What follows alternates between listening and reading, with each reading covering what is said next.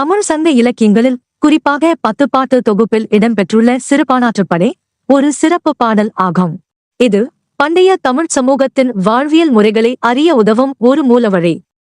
இப்பாடல் முழுமையாக அப்பொழுது வாழ்ந்த குடியிருப்புகளின் வாழ்க்கை நிலை, பொருளாதாரம், சாதனைகள் மற்றும் அன்றாட செயற்பாடுகளை விவரிக்கிறது. சிறுபானாற்றுப்படையில் பீமன். சிறுபானாற்றுப்படையில் பீமனின் உருவாக்கத்தை அடையாளப்படுத்துவது தமிழ் சமூகத்தின் தனித்துவமாகும். தமிழ்நாட்டில் பீமன் சமையல் சாத்திரத்தை உருவாக்கியவர் எனும் செய்தி தெளிவாக தரப்பட்டுள்ளது. இப்பாடல் பீமன் விமசேனன் குறித்து கூறும்போது பல அம்சங்களில் அவரின் திறமைகளை எடுத்துரைக்கிறது. வீரசாதனத்தில் முன்னோடி, சமையல் கலையிலும் சிறந்தவர், படைநூல் கற்றவர் மற்றும் மடைநூல் ஆசிரியர். பாடல் விளக்கம். அடுத்தவாறு காணப்படும் சிறுபானாற்றுப்படையின் சில குறிப்புகள் மற்றும் அதன் விளக்கம். காய்ரி ஊட்டிய கவர்கனை தூணீப், பூவிரி கச்சை புகழோன் தன்மூன், பனிவரை மார்பன் பயந்த நூன்கோருட், பனவலின் வழா பல்வேறு அடிசில். இந்த வரிகளில் பீமன் தனது வீர சாதனங்களையும் சமையல் திறமையையும் காட்டுகிறார். காய்ரி ஊட்டிய என்பது காண்டவ வனத்தில் பெரும் காடு.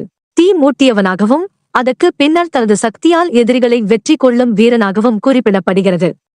பூவிரி கச்சை புகழோன் எனும் சொல்லால் அவர் அணியும் அழகான கச்சை போன்று உள்ளவராக குறிப்பிடப்படுகிறது. இது அவரது உடல் அமைப்பை சித்தரிக்கிறது, மேலும் அவர் மிகவும் அழகான உடையலங்காரத்தில் காட்சி தருகிறார் என்பதை குறிப்பிடுகிறது. பனிவரை மார்பன் பயந்த நுண்பொருட் பனுவல் என்பதில் பீமனின் உயர்ந்த மார்பில் பனி போல் உறைந்து நிற்கும் கீர்த்தியை உசாத்து கூறுகிறது. இதுவே அவரது பெருமையை நம்மிடையே பகிர்கிற ஒரு உன்னதமான அடிப்படை அம்சமாகும். பல்வேறு அடிசில் என்பதில் பீமன் ஒரு வீரன் மட்டுமல்லாமல் நுண்மையான சிந்தனை உடையவர் என்றும் பலவகை உணவுகளை சமைத்தவர் என்றும் கூறுகிறது. பீமனின் சமையல் கலையுடைமை. சங்க இலக்கியத்தில் மட்டும் பீமன் ஒரு சமையல்காரர் என அடையாளப்படுத்தப்படுகிறது. மற்ற மகாபாரத கதைகளில் பீமன் வீரனாக பலவானாக மட்டுமே காட்டப்பட்டார். தமிழில் கிடைக்கும் தகவல் படி சமையல் கலையில் பீமனின் பங்களிப்பு ஒரு புதிய பரிமாணத்தை திறக்கிறது.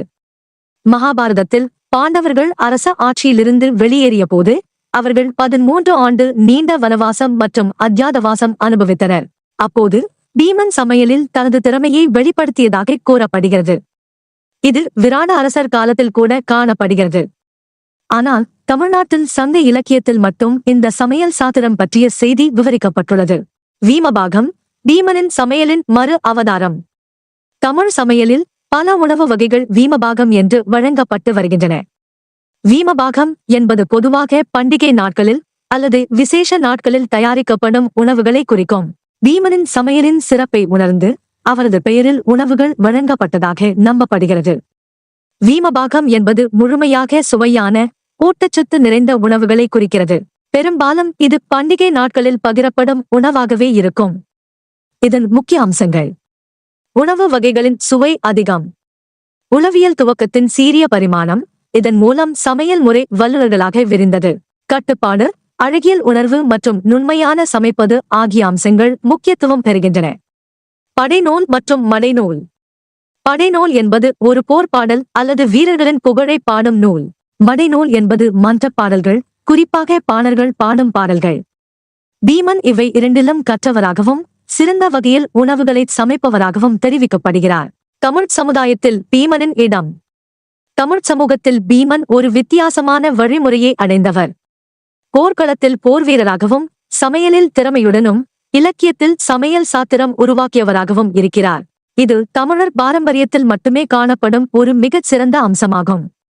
சிறுபானாற்றுப்படை போன்ற சங்க இலக்கியங்கள் இன்றும் தமிழ் வாழ்வியல், அதன் கலாச்சாரம், பாரம்பரியங்களில் முக்கிய பங்கு வகிக்கின்றன. பீமனின் கதை சமையல் கலையை வளர்த்ததற்கான ஆவணமாகும். இது தமிழ்நாட்டில் சமையல் கலையின் அடிப்படை அம்சங்களில் ஒன்றாக பரிணமித்தது. இது பாரம்பரிய உணவுகளில் பீமனின் பெயரை நிறுத்த அவரது தன்னிலைமை, திறமை மற்றும் உணவின் சுவை தமிழர்களிடையே வளர்ந்துள்ளது. பீமன் சங்க இலக்கியத்தில் முதன்மையான சுவாரஸ்யமான ஒரு கதாபாத்திரமாக திகழ்கிறார். இந்தியத்தின் மற்ற பகுதிகளில் அறியப்படாத பீமனின் சமையல் துறையில் ஒரு புதிய பரிமாணத்தை தமிழர்கள் கற்பனை செய்து அவரின் செயல்பாடுகளை பாராட்டியுள்ளனர்.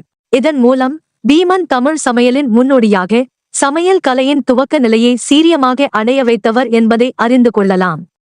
இவ்வாறு பார்ப்பதில் பீமன் தமிழ் சமூகத்தின் பாரம்பரியத்தில் சமையல் கலைஞர், வீரர், கவி ஆகியவற்றின் முழு உருவமாக திகழ்கிறார்.